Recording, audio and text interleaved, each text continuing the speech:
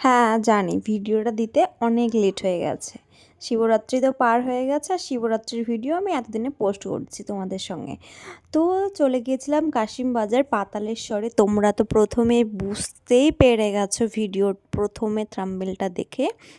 তো এবার আমি চলো ভেতরে যাওয়া যাক। আর তোমরা দেখতেই পারছো কি দারুণ করে সাজানো রয়েছে, মানে অপূর্ব সাজানো হয়েছিল এবার।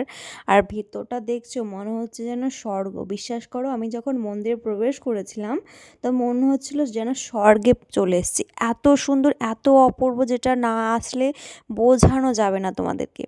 তো এই যে আমরাও একটুখানি ক্যামেরার সামনে চলে এসেছিলাম আমার বরকে নিয়ে, এই যে বাবার কাছে চলে গেছিলাম, ভাবলাম চলো তোমাদেরকেও বাবার দর্শনটা করিয়ে দিই। তো এই যে এই হচ্ছে আমাদের পাতালেশ্বরের মহাদেব। তো সবাই কিন্তু একবার কমেন্টে অবশ্যই কিন্তু বলো হর হর মহাদেব।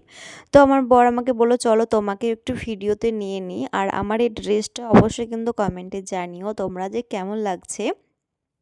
সমস্তটা ঘোরা হয়ে গেছিলো, তারপরে চলে গিয়েছিলাম মেলা বসেছে যেখানে, সেখানে চলে গিয়েছিলাম। এবার মেলাতে গিয়ে